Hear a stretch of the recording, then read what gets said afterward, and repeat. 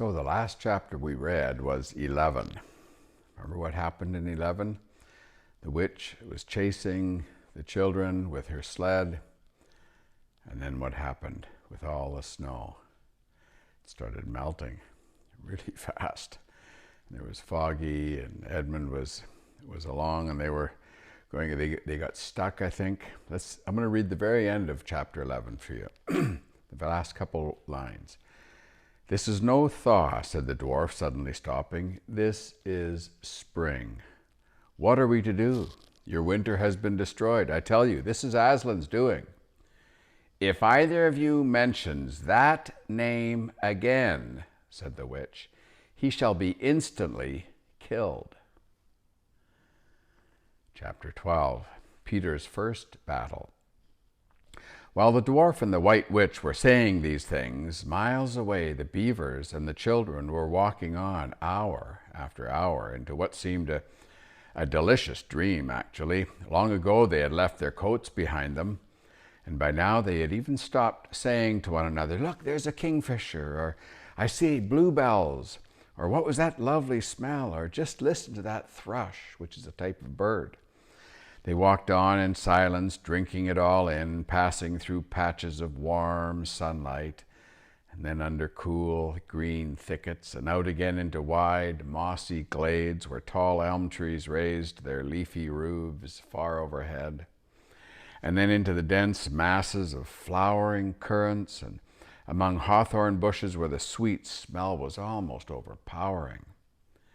They had been just as surprised as Edmund when they saw the winter vanishing and the whole woods passing in a few hours or so from January to February to March to April to May.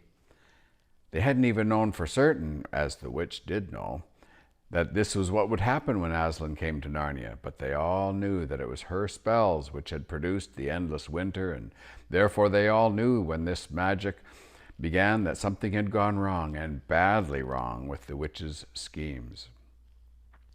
And after the thaw had been going on for some time, they all realized that the witch, she'd been no longer able to use her sled.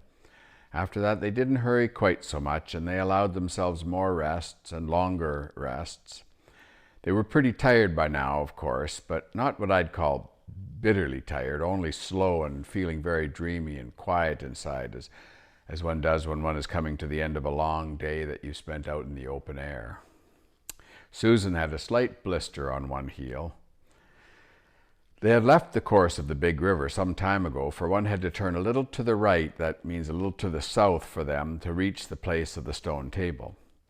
Even if this had not been their way, they couldn't have kept to the river once the thaw began, for all that melting snow, the river was soon in flood. A wonderful, roaring, thundering yellow flood, and their path would have been underwater.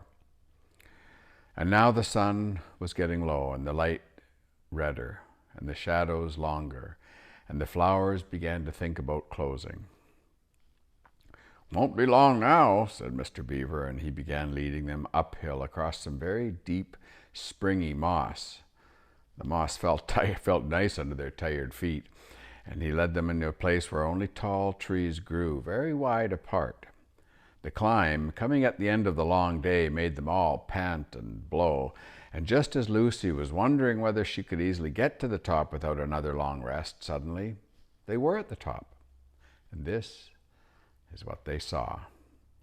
They were on a green, open space from which you could look down on the forest spreading as far as one could see in every direction, except, of course, straight ahead. There, far to the east, was something twinkling and moving. "By gum," whispered Peter to Susan, "that's the ocean." And in the very middle of this open hilltop was the stone table, a great, large, grim slab of gray stone supported on 4 upright stones. It looked very old, and it was cut all over with strange lines and figures that might have been, probably was, letters of an unknown language. They gave you a curious feeling when you looked at them.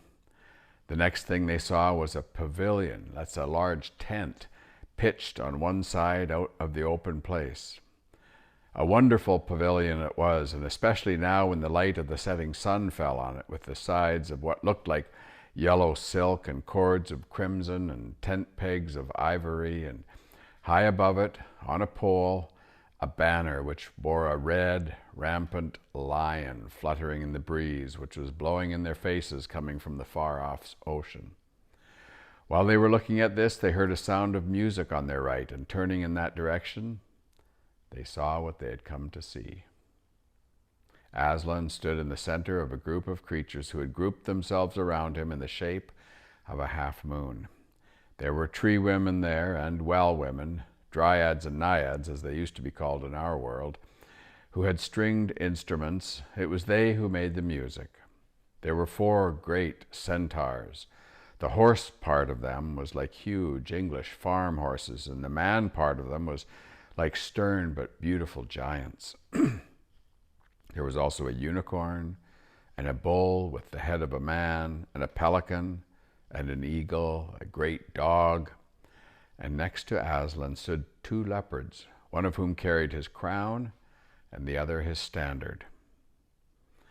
But as for Aslan himself, the beavers and the children didn't know what to do or say when they saw him. People who have not been in Narnia sometimes think that a thing cannot be good and terrible at the same time, but if the children had ever thought so, they were cured of it now, for when they tried to look at Aslan's face, they caught a glimpse of the golden mane and the great, royal, solemn, overwhelming eyes. And then they found they couldn't look at him, and they went all trembly. "Go on," whispered Mr. Beaver. "No," whispered Peter, "you first." "No, sons of Adam before animals," whispered Mr. Beaver, back again. "Susan," whispered Peter, "what about you, ladies first?" "No, you're the oldest," whispered Susan. And of course, the longer they went on doing this, the more awkward they felt. Then, at last, Peter realized that it was up to him. So he drew his sword and raised it to the salute, and hastily saying to the others, "Come on, pull yourselves together," he advanced to the line and said, "We have come, Aslan." "Welcome, Peter, son of Adam," said Aslan. "Welcome, Susan and Lucy, daughters of Eve. Welcome, he-beaver and she-beaver." His voice was deep and rich and somehow took the fidgets out of them. They now felt glad and quiet, and it didn't seem awkward to them to stand and say nothing. "But where is the 4th?" asked Aslan.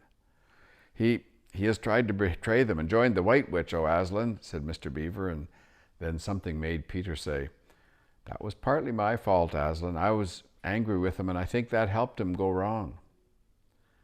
And Aslan said nothing, either to excuse Peter or to blame him, but merely stood looking at him with his great, unchanging eyes. And it seemed to all of them there was nothing left to be said. "Please, Aslan," said Lucy, "can anything be done to save Edmund?" "All shall be done," said Aslan, "but it may be harder than you think." And then he was silent again for some time. Up to that moment, Lucy had been thinking how royal and strong and peaceful his face looked.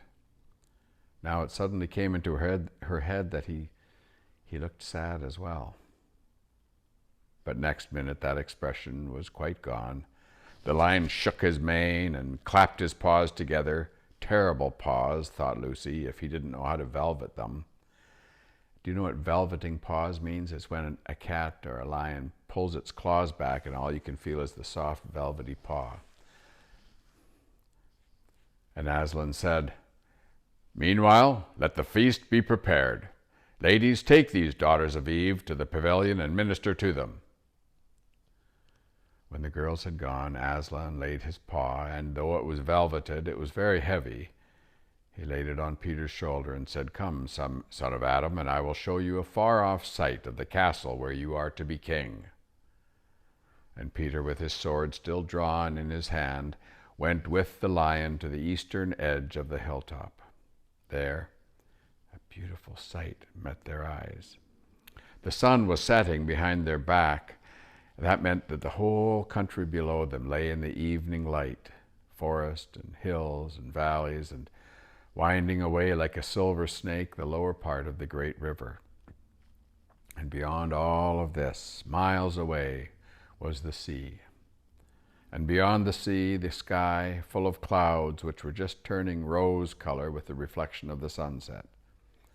But just where the land of Narnia met the sea, in fact, right at the mouth of the great river where it flowed into the ocean, there was something on a little hill, shining.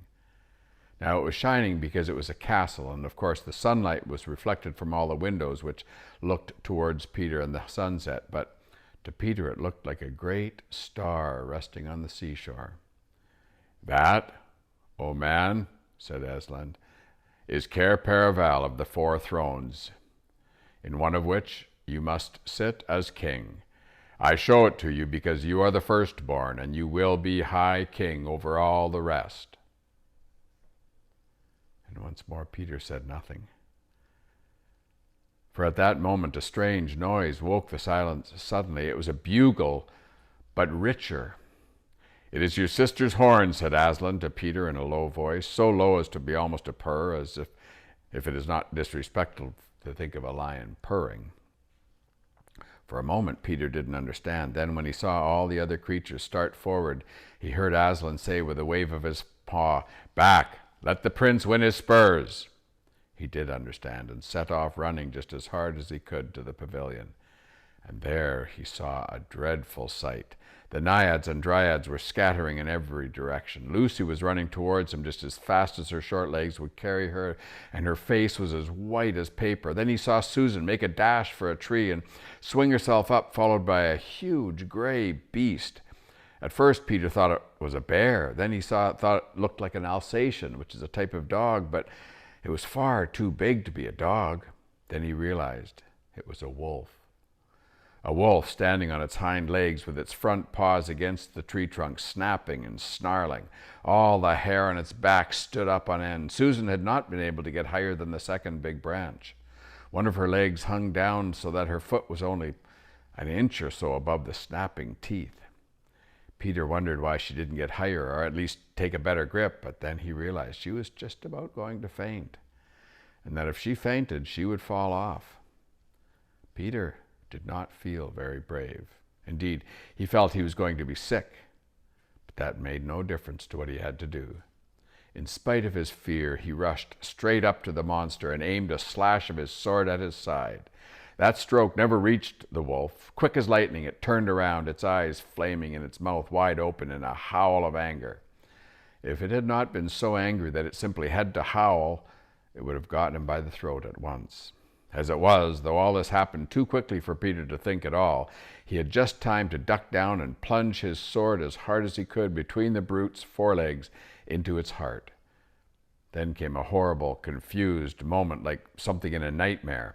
He was tugging and pulling, and the wolf seemed neither alive nor dead, and its bared teeth knocked against his forehead, and everything was blood and heat and hair. A moment later, he found that the monster lay dead.